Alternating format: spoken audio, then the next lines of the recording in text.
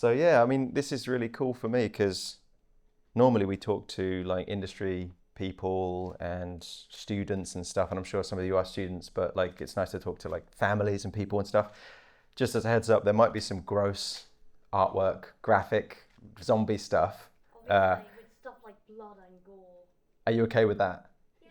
I Okay, mean, good. I watched the Akira film, so I'm kind of okay. Akira. Yeah. Wow, It's like, educated. yeah. That's one of the greatest. Well, you don't need to watch my talk if you've seen Akira. But yeah, this is like a Q&A, obviously. I'm going to talk a little bit about our studio and what we do first. But if you guys want to jump in at any time and ask questions, that's absolutely fine. Just be rude, shout out, say stuff. If something doesn't make sense, I'll repeat myself, you know. But yeah, basically, we're Brainbug.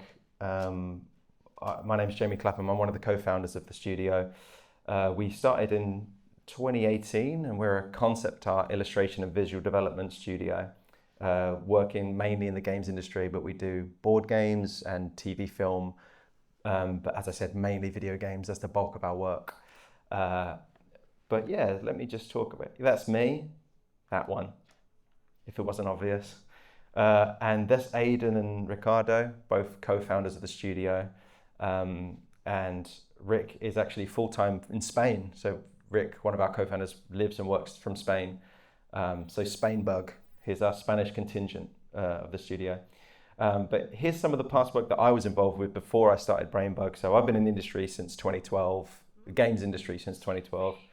But before that, I did a few different jobs in film and TV and, but not art jobs. I worked on Prometheus, but that was as a prop maker. So that was a lot of like casting in resin and nearly dying with dangerous chemicals.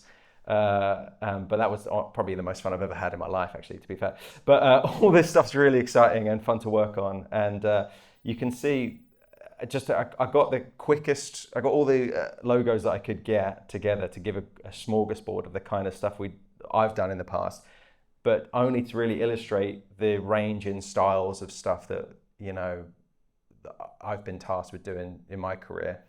So, from like quite realistic, combat heavy stuff to like stylized historical epics to sort of, I guess, comic booky stuff, and then really stylized stuff and mech designs and things like that. So yeah, like it's a range. This is our team currently. So we have obviously us guys there that you've already seen, but our amazing team, and everyone brings their own specific skill set of what they do and their own interests and perspectives and stuff. And it's just great to work with them. This is our core internal team. These are all of our full-time artists that work in our studio in Nottingham. But we have contractors and stuff like that and freelancers that we engage with regularly to fill out roles if a company wants huge bandwidth for a big project and there's only 4 of us available for a certain amount of time, we might get some more people on. But yeah, this is Carolina, fantastic. She's like, I like to talk about our team a little bit rather than just going, here's some faces on the wall. But Carolina, she's really interesting. She's loves like anime, JoJo, that kind of stuff, really high impact like artwork.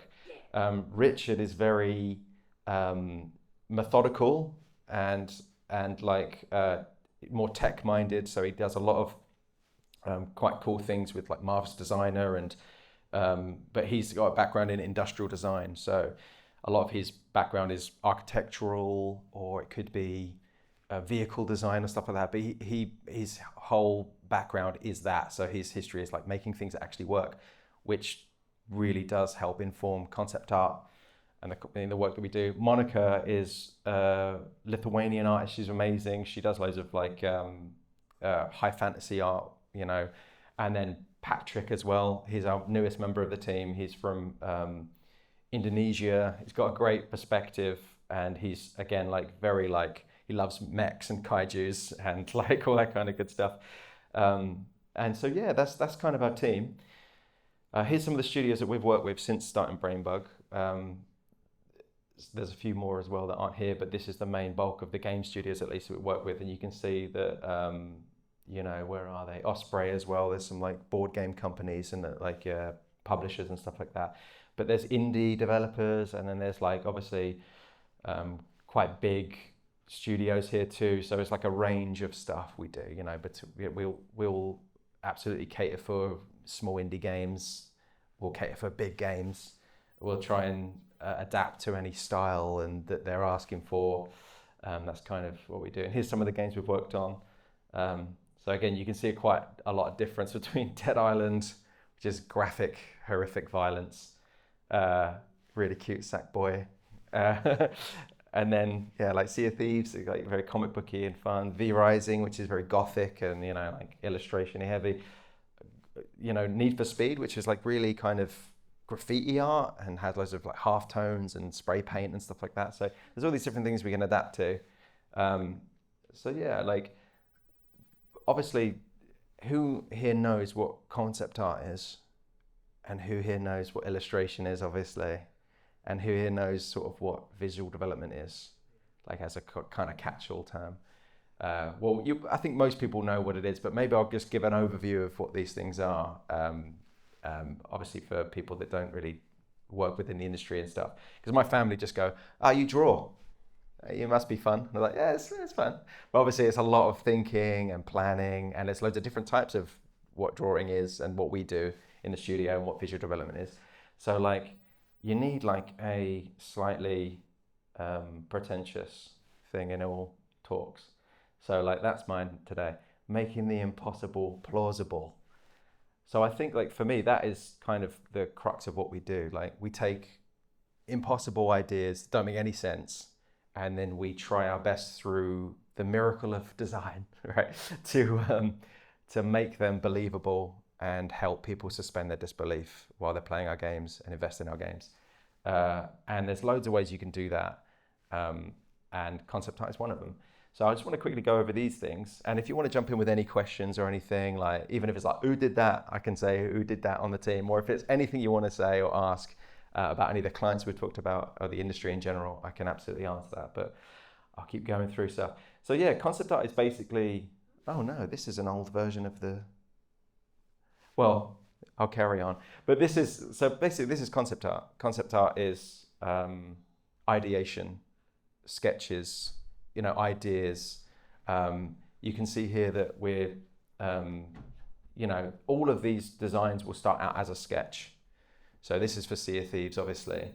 But, in this case, we'll be taking a pre-established IP with a pre-established style, and we'll be adapting the concept art to fit the style of that game. But obviously we're remixing it. So this is the first time in the world of Sea of Thieves that you have a Greek-inspired kind of very beautiful set, which is shining gold and white. And I'm not sure how well this did with the players, because they want pirate stuff. So the next one, which is the Sawbones, so you can see the difference. But like these are all the same items, just remixed in an interesting way, and using a different established thing. But again, it starts out with sketches. That's the key with concept art. Is it's sketches, it's ideation. And the thing with concept art as well, which no one really says, is if you give 10 sketches, only one will be picked. Usually. I mean, sometimes there's like I want something from 1 and something from 6 and mix them together. That happens. But it's just to illustrate the point that 90% of what you draw ends up on the cutting room floor or in the bin, right? So there's like a healthy detachment from your work. You have to kind of come to terms with that this isn't your work, this is the client's work, and that you're kind of climbing an art mountain every time you start on a new project, right? So you're trying to sort of get closer and closer and closer to that approval process with an art director, and you do everything you can to get there. So basically, this is some examples of that kind of work. It can also, apologies, but it can also be characters, obviously, and stuff like that. And this character here would go through an extensive phase of sketches. And at Brainbug, we try our best to sort of like include as much character and we really push the narrative, the driving narrative force in any character. I don't want to just do a character which is just a guy in jeans and a t-shirt and then that's the character. Like, if that's the task, that's fine. But this character was living in the sewers and surviving. He's like an ex-Vietnam vet, and he's like, in the sewers of LA trying to scrape together a life down there. But he's a very sweet character. He's very friendly and nice, but maybe has like a slight edge to him. So I had him like feeding rats, so maybe a bit compassionate. But he's also a survivor, very scrappy, and he's disfigured, so he's hiding underground and stuff like that. So he's like a very sympathetic character, but maybe when you first meet him, he's meant to be a bit scary. But again, like from the very first sketches we did, we tried to get in loads of characters and little story moments. We knew that he was a film fan, like a film buff, so we were trying to work that into some of his stuff. Maybe he was living life through a camera lens, and that was his way of coping, and everything was a film. And that's something that the design team might not have thought about. They come to us, they want a character, but suddenly there's a whole character trait that we're trying to build into this character. It's almost like an actor trying to find their character, like I'll go for it. Oh, sorry, I didn't want to interrupt. No, you're fine. How do you get a brief of like characteristics that they want involved? Yeah, usually. I mean, typically it's an outline. Yeah. Sometimes it's super in depth. Yeah. So a client might come to us and they might say, I've had projects in the past which are really, really involved and take a lot of thinking and planning and stuff. And like, there might be one, for example, in the past where they were like, oh, these people don't have access to the color red because in this region of the world, there's no clay and they can't make this color because this and this. So you go, okay, so there's all these rules that are like part of the world building or law that you have to be aware of. Sometimes they're like, yeah, he's just a dude, lives underground. You're like, okay. And we'll develop, that's where visual development comes in. We'll take that.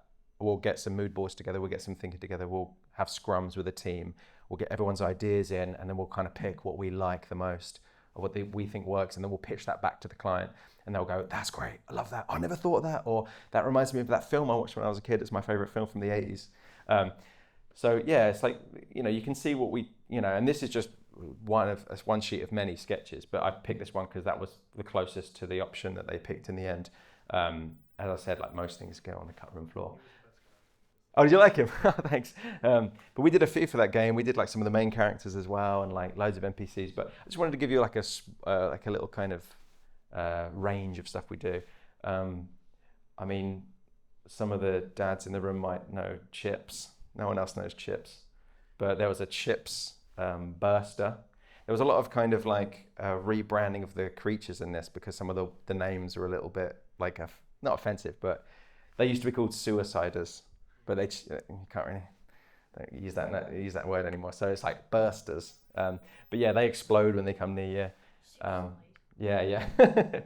And then concept art might be designing whatever that is. Like a blast gland. They might come to you and say, "Can you do us a blast gland?" And you go, "Yeah, sure. Done loads of blast glands in the past." Also, it could be weapons. Obviously, everyone thinks weapons and stuff. But, nowadays people want different skins and loadouts and stuff. So here's some examples of loadouts. And this is like, concept art using 3D. So in this case, they would not be game-ready assets. They would be very high poly 3D models that we make using 3D Coat or Blender or those kind of programs. But they won't be very usable in game. Maybe with the new Unreal, there's technology called nanite, where you can kind of get really high poly models into Unreal and it works somehow. But I don't think we're there yet. And these are not game ready. These are really high poly count models. But Sorry, that's 3D. Yeah. Oh, thanks. You'll see, and you can see like the loadouts and stuff like that here. Like, why not have a meat tenderizer stock? Why not have some weird little LED screen with an eye that animates, so like we try and push some of these kind of like crazier ideas, especially with projects that are a little bit more wacky and out there and crazy. But there's a little view of the 3D model for that. But that's the base that we then, take and add all this kind of fluff on top. Here's an example as well of more concept art. I mean, this is for Sackboy's Big Adventure. Yeah, exactly.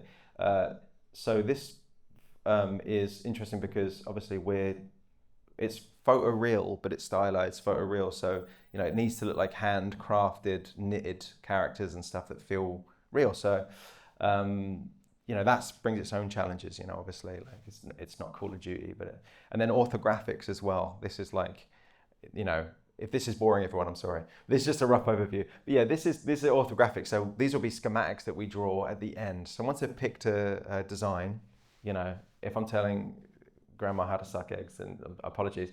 But I do think this stuff's really interesting, and it's like still relevant in the industry now, and people are still doing these kind of orthographics and stuff. But they have to line up and they have to be quite accurate across the board. So when a 3D modeler takes it and makes it, it makes sense. Illustration is this kind of work. You know, like covers of games. Here's one we recently did for V-Rising. And this was interesting because it was working really closely with the art director, Yuan, who was very particular about every brushstroke. In the beginning, he was like, I want you guys to just give me whatever, you know, what you think is best. And then by the end, he's like zoom in here and look at this tiny brushstroke.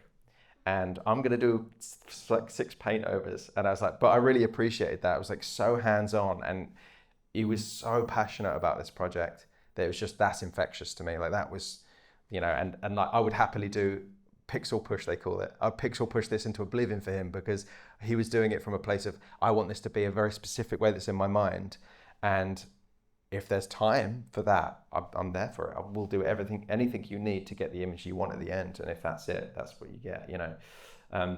This kind of stuff as well for Silver Bayonet, which is a project that we've worked really close with Osprey. And if anyone buys Osprey games or Osprey books, or if you know any, like they do historical kind of books, it's almost like Haynes manuals for history. They do that kind of stuff. But they also do board games. They have like Osprey games. They are some of the nicest people in the world. I don't know what's going on over there, but they're so very nice and kind, and they just love working with you. And they, you know, they're one of the, I mean, lots of companies do this, which is we're really grateful for, but they really push it, which is they tag Brainbug in everything they post, or they'll put Brainbug in the book as like one of the sort of collaborators of the book, and they've given us carte blanche to do the whole art for every single Silver Bayonet book. So any Silver Bayonet book is a Brainbug Osprey collaboration.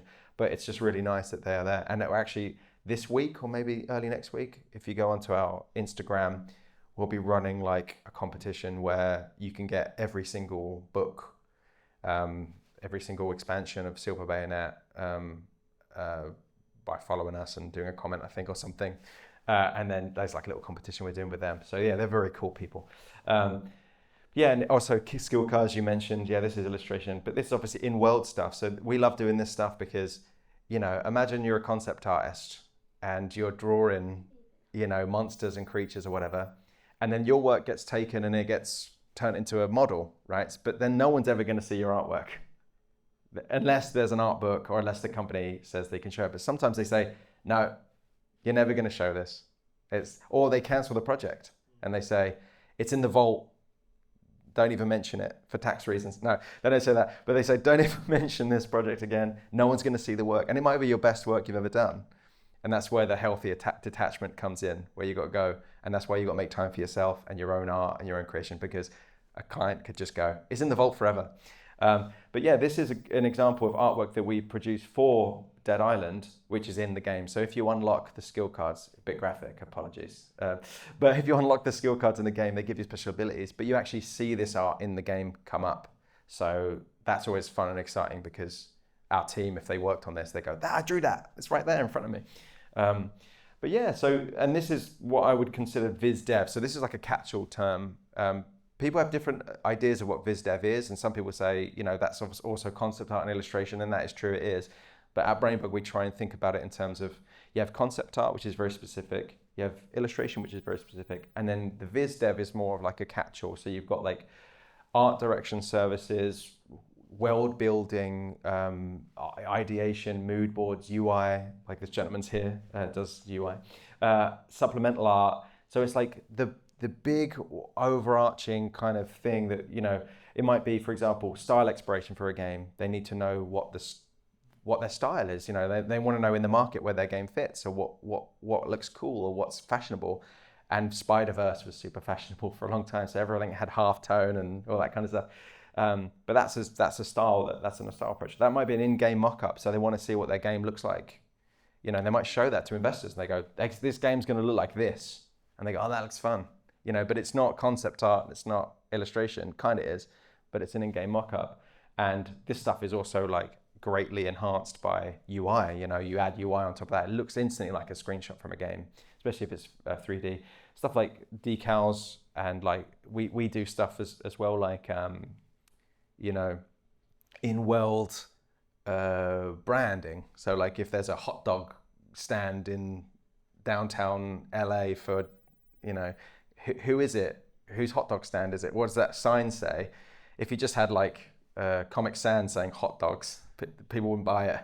You know, you want it to be like, you know, and that's a perfect thing for Easter eggs. Like I've hidden my family's names and things, or like done weird jokes inside of games before, like with their knowledge, everyone, just so you know.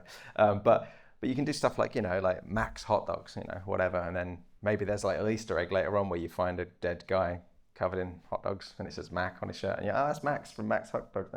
But yeah, and then obviously stuff like I consider like storyboarding being viz dev, and you know, this kind of stuff. But yeah, here's another example as well of you know, what happens to these concepts at the end. So this was a 3D modeler that we worked with, who called Glenn Fox, amazing artist.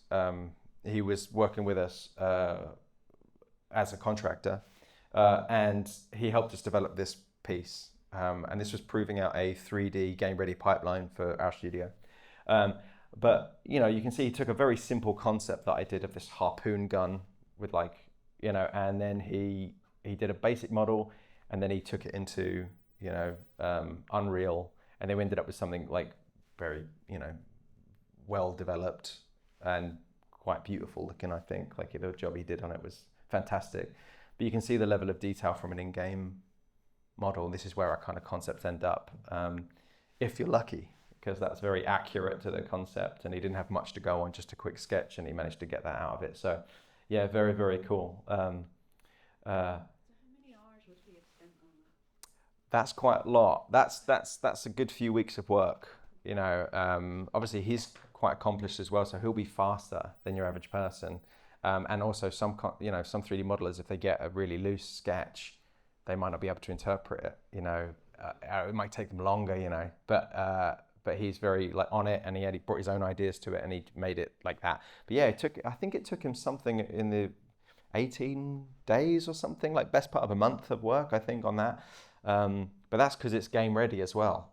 Like he had the model finished pretty early, and it looked like that. But obviously to get it into a game, you have to retopologize it, and it goes through all these different things, and you have to bake all the textures into it and make it really sort of like low poly, basically. So it's like really easy to, like, it doesn't take any data to load it into a game, if that makes any sense. It just looks high poly, but it's not.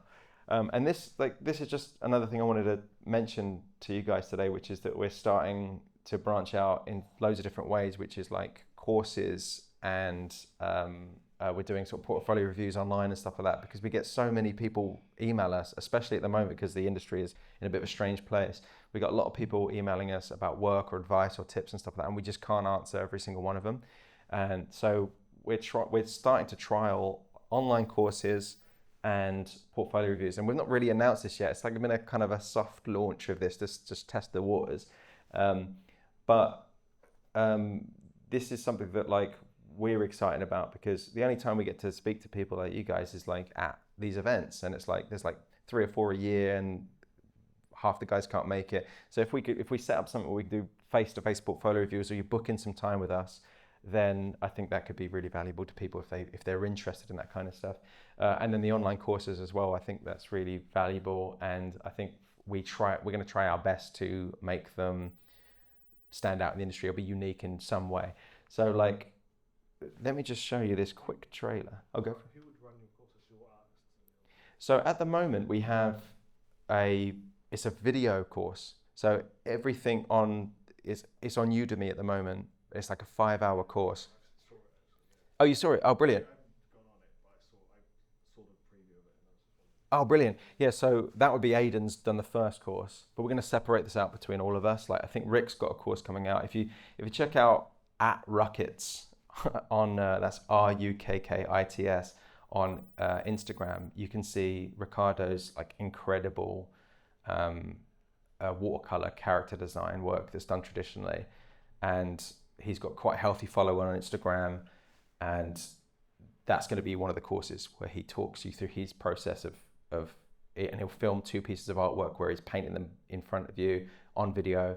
And then there might be things where, like, in the future where we have like mentorship courses where they're like more hands-on, where it's us actually talking to you like face to face, or like Ricardo will be there available on a call and they will look at your artwork or do a review of everyone's artwork at the end. But at the moment these are like video kind of courses, you know, like lectures, I suppose, tutorials.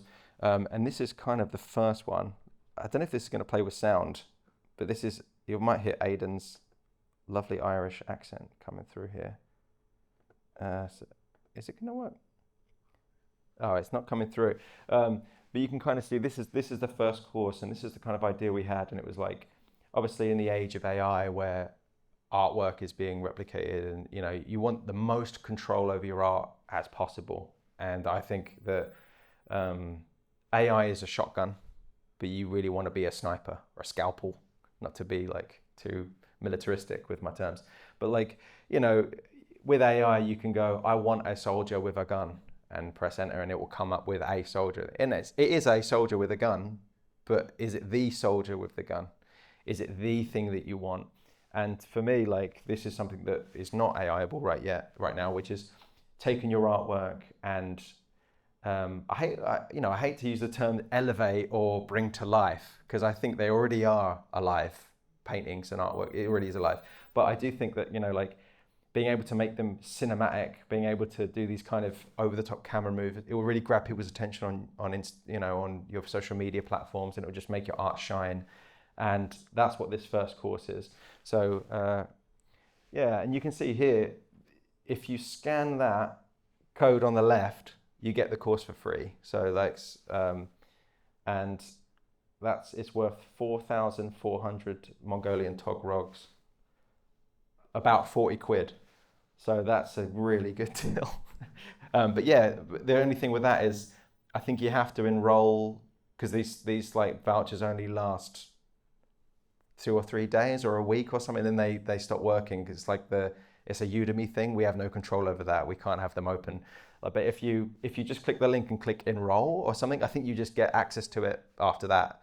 And then there's a portfolio review link if you want that for the future as well. But yeah, there you go. So that's our first course. If you do the course and you like it, please just like give us your thoughts, and you know, just tell us what you think about it, because that's super valuable to us. Obviously, we're just starting to do these courses, and like any information or any perspectives that you have on it, like, is super valuable. Go for it. Do you know what level of Blender you would recommend for that, or? It's. I know Blender, but I wouldn't say I was obviously. It's not. I would say it's mid-range. Yeah. Like, it's not so advanced that it will break your brain, but Aidan talks you through everything. And also, I think the course supplies you with these materials. So if you were to download the course, you would get the artwork and the files from Aidan to have a look yourself. And then, so you can do this with your own art. And if you follow his steps, I think it will be pretty simple what he's doing, you know. The only thing obviously that's a little bit more involved is the camera movements, things like that. But he'll talk you through all that as well. That's all part of the course. The course is around 4 to 5 hours, I think. So it's very in depth, and you can skip to the bits you need and rewatch the bits you need. So once you download that link, I think you just have it for the rest of time. So that's the piece from the art that the team did. This was Carolina and Monica's artwork. And they had this idea that was quite fun, which was like tooth fairies. But it was like, and I think this would make a good game, a fun indie game anyway, where it's like, you know, that bank robbers, you know, like the mouth is the vault, and maybe there's loads of different mouths around this universe that you have to get these teeth from, and you're these kind of like safe crackers, you know, like one last gob would be the tagline maybe. But yeah, they go in and they get the valuable teeth, and maybe because she's a witch, she's got like enchanted teeth, and they give you special abilities and stuff. But I think that could be really fun if you're in a weird, you know, like swamp with a weird bog creature, and the mouth is terrifying, there's a million teeth, you know, versus this, where, you know, that could be quite fun. But you can kind of see this is the kind of end product, showcasing the kind of stuff that you would learn. So you can see it might be subtle on the screen, but she's breathing, the book's going up and down, the mouth is moving. So there is ways to kind of, like this eye opens, there's ways to sort of lay a mesh over your artwork and like enhance or exaggerate things. Here, and what time are we on? Okay, it's up there. Okay, so we're only half an hour in, that's good. But you can kind of see here that, how insane some of that. I mean, you can go crazier than this as well. Like there's loads you can do with this. And here's another example as well, actually. So, if you're not into high fantasy, if you're not into sort of like fairies and kind of fantasy creatures, this can apply to anything. So here's another example of the kind of work this 2.5D animation can do. So you can see there's like VFX, there's like nice parallax, and things like debris and stuff, or shots where you can see a light moving across a 3D object, but it's not 3D, it's 2D. Just gives the opinion that it's 3D. So yeah, there's that, and so yeah, that's an overview of everything we do. So does anyone have any questions they want to ask me? Moving to a Q&A portion of the talk. Is there any questions you have? You touched on it a tiny bit, but obviously the industry at the moment, Mm-hmm. we all know it's a bit crazy. Like there's a lot going on. Yeah.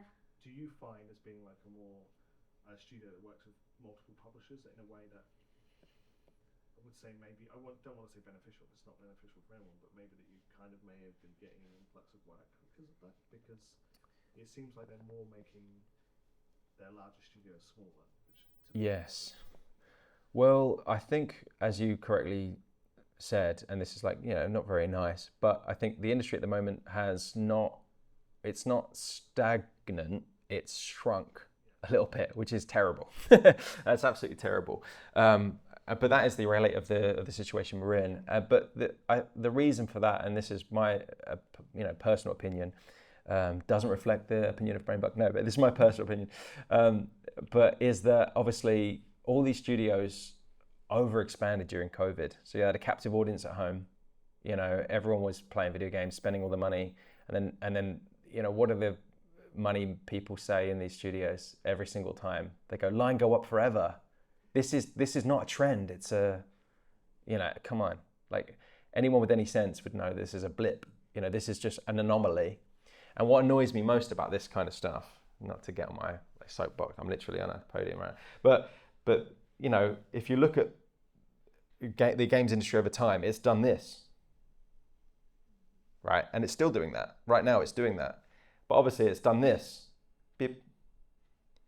But they say that as, oh no, but they're making more profits than pre-COVID now. But the blip has freaked them out. And they're like, who knew this was just going to be a blip? Duh. Like, no, come on. So at Brainbug, we had that too, where, we had so many projects coming in, we were just saying no to stuff because we didn't have the bandwidth to do it. And we had the opportunity then in that kind of crazy boom during COVID to expand our team. We could have doubled our team easily.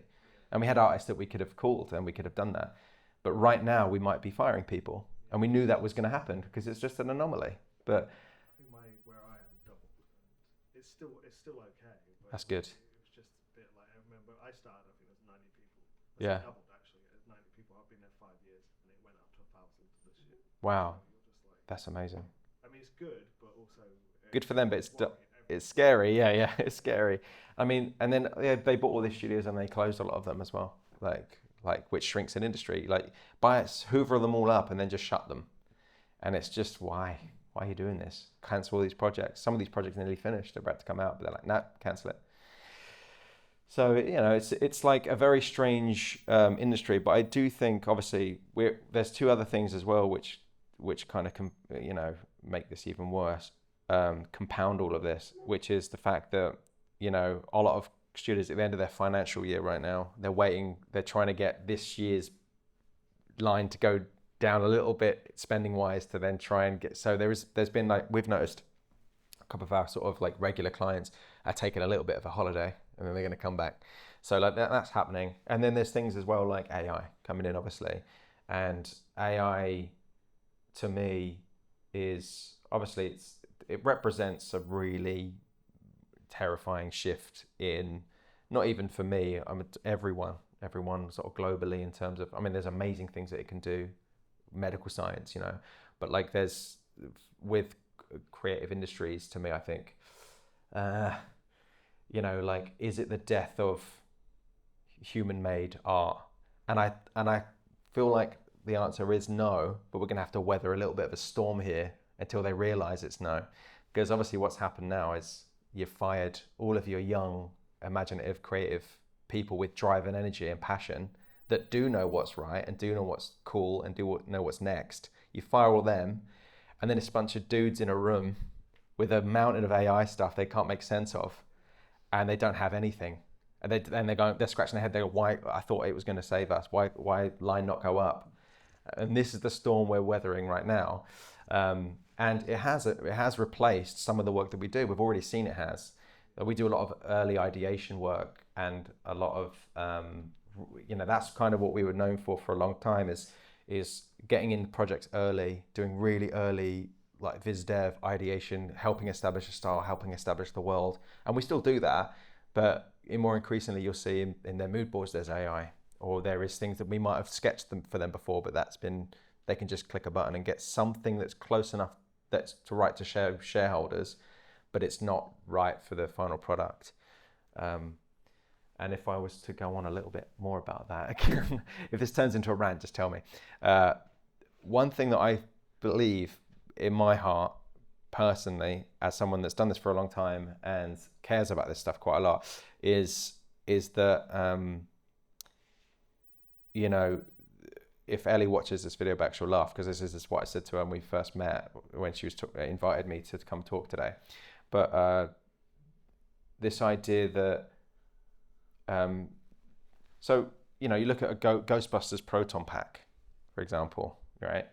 And I don't know if this was intentional at all in the design of the Ghostbusters proton pack, but to me, it's that shape, isn't it? It's this shape. It's almost like that, isn't it?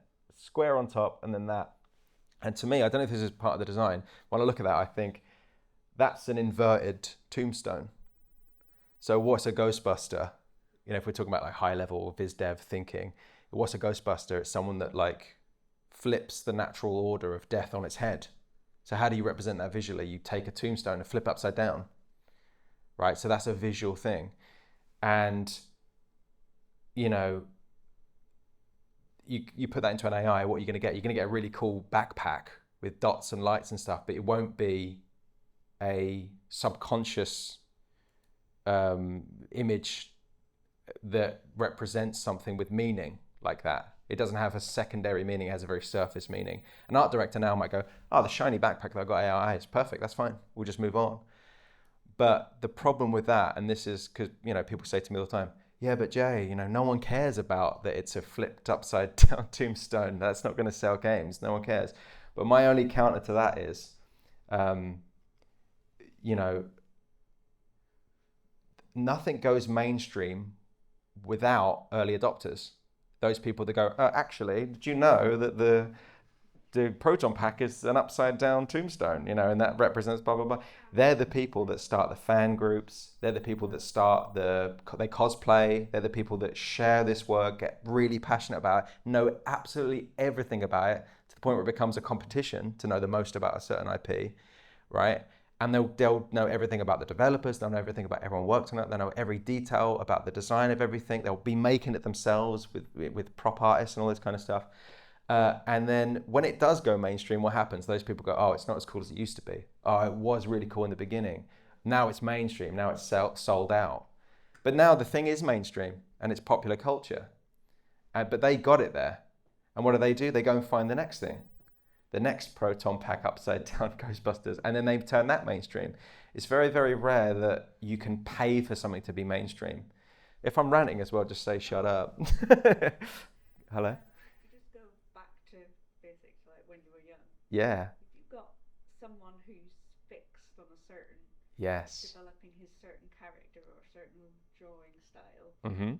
and obviously you get given different briefs and different games that you're developing, how do you break a mold? Yeah, well, I think, there's benefits to not breaking a mold, and then there's benefits to breaking a mold. I would say. So yeah, if you're wanting to be an artist and you've got loads of ideas and you're a really creative person, I think that, you know, it depends what type of artist you want to be, because we're production artists, so we work on productions, and we have to be able to adapt to any brief that's given to us, you know. So if you really don't like cars, a client might say, you've got to draw loads of cars now, and you're like, oh no, this is gonna be rubbish. But we try and be in a position where we go, cars, love them, favorite thing is cars, like, and then you do a deep dive and try and learn what makes a car and why it's interesting. And you know, for me, like, I can't think of a game that I wouldn't want to work on apart from maybe football. I don't really like football. Sports games maybe, but if you make it like rollerball, then maybe yeah, I'm in. But you know, like, I think, so you like drawing a very specific thing? Is that what your mum's saying? Him. Yeah. His little person. Yeah. Yeah. I mean, like, mostly it's just like myself and my own style, really. Uh-huh. Hey. Yeah, so you like, that's what you like drawing, like your own style. Well, And also some BFDI related ones as well. And okay. some miscellaneous stuff. Well, that's cool. I mean, obviously you're still very young, and you're Like 13. okay, a teenager already. That's okay. So you're quite old then now, I would say. Yeah. Getting on a bit. But yeah, so I think, like, you know, that you look at Instagram artists online, of like social media people, they have a very specific style that they rely on and they get known for. And I know incredible artists that I really admire that do fantasy art, and it's like the best fantasy art that you could see. The moment they try and deviate from that, then they don't get anywhere near the amount of likes, because people are turning up fantasy art and they get confused. So there is like a trend there. And that's why I'm terrible with social media. I just draw whatever I want any day and post it with no strategy. So I try my best not to do it. All my social media energy goes into Brainbug, and even, you know, that's hard too. But you know, for me, I think like if you love drawing a specific thing, and that's what you enjoy doing, and you don't really want to draw anything else, that's okay. But I do think there's a benefit if you want to do this kind of work to try and broaden those horizons, and you know, to me it's a way of thinking. You know, if you, all the things you've learned from drawing the thing that you love to draw, you can apply to anything else, you know, because they call it like your foundational knowledge, you know. So all those skills that you're growing, you can apply to other things as well, and put just as much care and love into those things as different things that you might not typically be into. But maybe we can chat afterwards if you want to come and find me. Maybe you can show me some of your drawings if you have any on you. We can have a conversation. I think that'd be really fun. Hopefully that helped. But yeah, I look forward to seeing what you're drawing. Yeah, so does anyone have any other questions about, obviously we've covered quite a lot already, but yeah, go for it. With the team that you have, some people specifically biz dev and then illustration and then concept art, or does everyone kind of do everything? Well, because we're quite a bespoke small studio, we have to be versatile, and I think you know, most of our team can do everything, you know, to a certain degree. I mean, there are sort of different strengths among the team.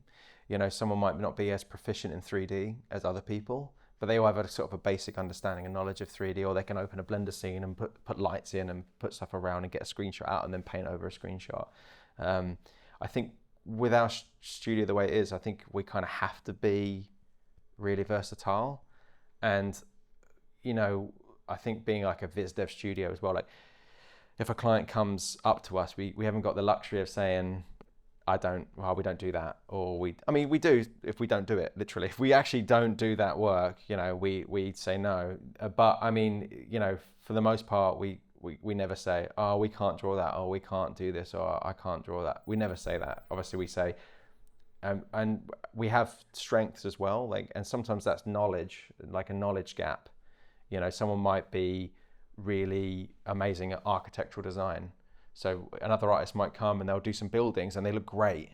They look really cool sci-fi buildings, but they don't function as buildings that could exist because they don't have a deeper knowledge of how buildings are made and how they actually work. So you can really tell the difference between So there's like pools of knowledge that we can rely on, like how weapons function and stuff like that. That's a favorite one in video games because you're always doing guns. There's always weapons in video games, but then you can always see someone that doesn't know anything about guns because sometimes it's like you see a minigun and it's got like a tiny magazine and it's like, well, that would be like, and it's empty, like it's fired like 1 million rounds a second or whatever. But everything kind of goes through. We all kind of self-review, and then it goes through a review process internally. So those things kind of get ironed out if there's issues and stuff like that. Do you draw yourself? No, I don't. So it's like a really cryptic answer, like, well, you can't talk about it. Yeah. Sure. No, that's brilliant. Like, yeah, and that's like, I mean, that kind of work inspires us too. So it's like cyclical, I suppose. We're always going to galleries. We're always going to trying our best to go to the Saatchi or the Tate or whatever, see modern art or fine art. And I mean, all of our favorite artists are, John Singer Sargent and the greats. But like, yeah, I think like, I mean, to be perfectly honest, I think there's going to be hopefully a resurgence, a renaissance, let's say, of like practical physical art. I think the more the internet falls into this grey goo territory of everything's AI, all the articles you read is AI, all the few favorite YouTubers aren't real anymore, they're just avatars. It's going to get a point where people just need to get away from screens and go and look at an actual sculpture or go look at a painting or go watch someone paint. And some of our artists as well go on oil painting courses and go on life drawing. They do life drawing every week. So there's an absolute understanding of fundamentals and stuff. And a lot of the stranger ideas, I think, come from fine art. And I think that kind of pushes our industry in more interesting ways. I think the indie games are better at this than the big corporate, big games. But I think artists are usually kind of weirdos in rooms that want to be left alone in the dark. And now they're being pushed like onto social media to be personalities, and it's like chalk and cheese sometimes. It doesn't really. And then what do you do when you go onto social media? You have to conform to a certain degree, don't you? Draw what's popular, draw what's current, draw what's in, do fan art, do this, do that to get relevant. But actually, you might just want to be in a dark room sellotaping hair to a lampshade. You go, this is me. This is me. It represents my mom somehow. And where are those people? They're not getting any attention or airtime, and that you could end up with something really strange and interesting and new that kind of breaks people's brains. And then so I think like, yeah, versatility, to answer your question again, another tangent, but versatility is important, obviously, and our team do that, but it's not the catch-all for everything. We have to do that for our particular business, but that's not always the answer to be the best at everything or try and be, hopefully that makes sense. Does anyone else have any questions? Go for it. Yeah, sure. Yeah, we've got time. If anyone's bored, they can also go. Obviously, you're a small studio that works within other publishers, so you guys have considered developing your own game. So yeah, It's a huge process. well, that's the thing. Like, the gentleman asked whether we have considered making our own game. So I think like that is something that me and Aidan started Brainbug right at the beginning, and Rick later joined us later. But when the three of us started the studio, that was one of my primary goals. That's what I wanted Brainbug to be originally, was a indie game company. And obviously we've all got hundreds of ideas. We've all got those like that folder graveyard on our computer with all these like IPs that we want to develop. But we decided that it's just like, an insane risk. And that's why games are amazing, because let's build a world from scratch. It's not like, that you can interact with. It's just a mad industry, isn't it? To think like every single time you make it, let's just develop an entire new world from scratch. And, will it do well? Flip a coin. I don't know. Hundreds of people working, So I think there's games that I still would love to make in the future. But I think for Brainbug, like, we develop our own IPs internally. So if you go onto our website, you'll see something called Dust Finders and there's a few other things in there that, like, you know, like the Tooth Fairy thing you saw earlier could easily be expanded out into an IP. And we have stuff. There's the one called Harpoon that Rick's been developing that's going to be coming out in the next few weeks. But really, they're just to showcase what we can do. Hopefully, attract clients that might not be seeing a certain thing on our site that they don't realize we can do. And then obviously they're there to train the team up in different disciplines that they might not have considered. So we're pushing Unreal really heavy in the studio right now. So there's some Unreal work going on. There's the 2.5D animation that we do. There's also, like, you know, 3D modeling and different things. Like, people use Fusion. So if an artist wants to learn Fusion, they'll go into that, which is more like CAD. They can pick a project that they want to do, which is like Fusion, you know, and that we can, like, support them and say. And also we work like half-day Fridays. So, and Fridays aren't client facing. That's something that we decided to do during COVID because obviously mental health was a thing that everyone was struggling with. So we wanted to do this thing where Fridays is no client work, and we finish at 1, and then throughout the day, people just focus on personal projects or Brainbug projects or do tutorials or whatever they want to do, come to events like this. And I think, like, that has been really helpful long term for that kind of work. You know, so we do have our own IPs, but they're not going to be games. But yeah, no, maybe more like short films and animations and stuff like that for the future could be interesting. That kind of leads to another question, if that's okay. Sorry. So kind of speculative work. So would you? It's interesting because I know when you work on industry stuff, sometimes they could be under NDA for years before. Yeah. So do you find it is worth doing speculative work? So say, for example, I want to expand my portfolio, but obviously NDAs, etc. Would it be worth doing speculative work? Say, make a game that isn't a game, but like is an idea of a game, and then you could do some development for a portfolio piece of that game, and the sharing that. Would you think that would be worth doing, or would you think that the industry would be like, well, that's just a speculative project? Well, no, I think, like, any art that answers questions and looks exciting. I know concept artists that have developed a thing, and then a company like NC Soft will reach them out to them and go, I'm buying this IP and I want to give you this money for it. And usually they get ripped off. But companies will buy it, or they'll see something out in the world that's too close to what they're developing. And they'll go, I'm going to buy it and bury it because it looks too close. There's loads of reasons why people might do that. But I think, like, if it's showcasing your skills, that why not? And if you're tempted to go into development, like as an indie studio, there's so much you can do now for very little with the sort of technology that we have and Unreal and things like that. But I do think, like, there's no harm in doing that at all. It's just, you know, I know we work for Bossa Studios who do Surgeon Simulator and stuff like that, and part of their business model, I suppose, is making pitches for games and then selling them to studios. But usually they have a working prototype. They say, this is what the game looks like. Here's the idea. Here's the IP. Here's why it's popular. Here's how you could sell it. And they give that to, you know, there's big companies that might just snap that up. Or there could be a company like Tencent where maybe they don't have maybe they do now, but like back in the day, they wouldn't have like a foothold in the Western market. So they might go, I need Western games that would sell to Western audiences. So I'm going to pick up a Western. So we've thought about that in the past ourselves. Like, but obviously that actually entails you pitching it to people, like finding publishers and going to meetings, pitching work to them. But that's not stuff that we know too much about in terms of, like, as a business model, as something that would or wouldn't work. But it's something we've considered a lot, like, and people have reached out and they thought Dust Finders was a real game that we were developing, or they thought they'll probably do the same with Harpoon. They'll go, oh, that game, you're making a game, that looks great, you know, but it's not a game. It's just like an IP that we can own and, you know, expand out into if we need to. But that would be a dream scenario, you know. A client comes to us and they want us to develop one of our ideas. That would be fantastic, you know. I don't know how common that is. Probably not. Yeah. I have a little love-hate relationship with fan art. I used to do loads of it. Yeah. I haven't done it for years now because I was finding that the likes sometimes were just because, say, it was Star Wars. Yeah. I realised I was doing stuff that wasn't. I was getting half, and I was like, these people are just Star Wars fans. And so I was trying to work out ways to expand my portfolio that isn't fan art. Yeah.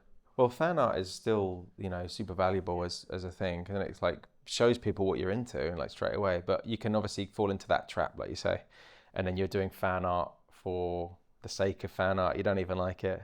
Yeah, for a while, it's a tangent, but I was just getting which is great in a way. But then I was like, that's not what I want to do for the rest of my life. Yeah, but sometimes that is a pathway into working for Wizards of the Coast or whatever, and then you could, or like Akira. And I could see some cool Akira fan art coming out from the front row.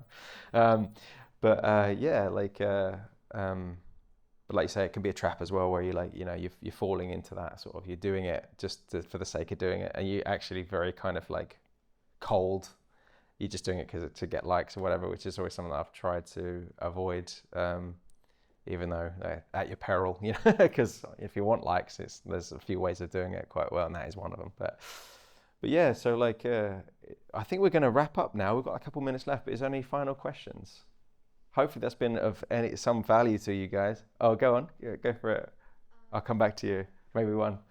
So for a person who has just kind of discovered their passion for art and wants to like get into this business one day, what would be your advice? My advice on that front would be, and again, just speaking from what we look out for client, for prospective artists when they apply, is just ideas, interesting ideas, and because there's a million incredible images out there, but it's the sort of incredible kind of world building or ingenious solutions to problems that concept artists bring to the table. That's kind of hopefully what we do.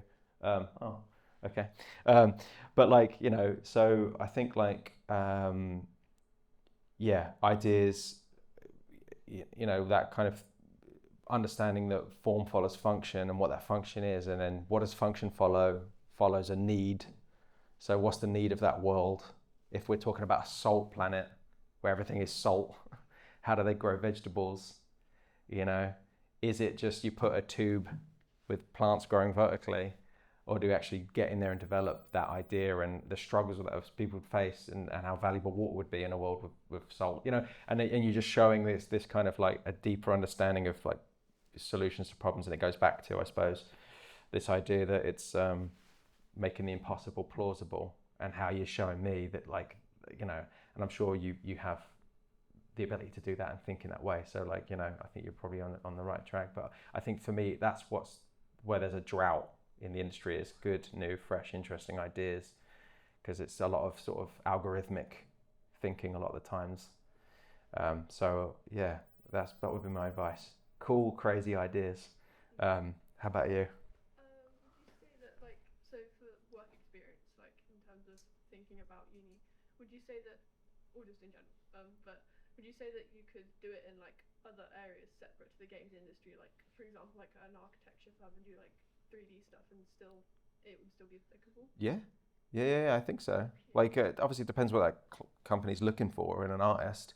That might be really appealing to them. As I said before, Richard's history wasn't concept art. One of our artists, his history is industrial design. So like, and that kind of really does feed into the concept art that we do. And if there is a car game or a vehicle game, or he usually comes up with really interesting solutions that look like they could be real products. And I think that is like a skill in and of itself, So like, again, with architecture, like, how many games do we get where they say Zaha Hadid, architecture, like generative design, and it's loads. We always get asked that. So we try and remix it in an interesting way, and that's where that knowledge would come in. You understand Zaha Hadid's style. You're going to do a new version of it, which is influenced by but not copying, and that takes a perspective like someone with an architectural background. So yeah, I wouldn't pigeonhole yourself in any way, like and say it has to be video games. I didn't start in video games, so I think it's fine. Yeah, I think unfortunately that's the end. I think we've got 1 minute, but hopefully that was of some value to people and they get a better understanding of the industry and what we do in general. Yeah, no worries, and thanks for your questions, everyone. And if anyone wants to come up to me afterwards and find me in the lobby and show me their work or chat about the industry in general, I'm well up for it. So yeah, thank you. All right, no worries.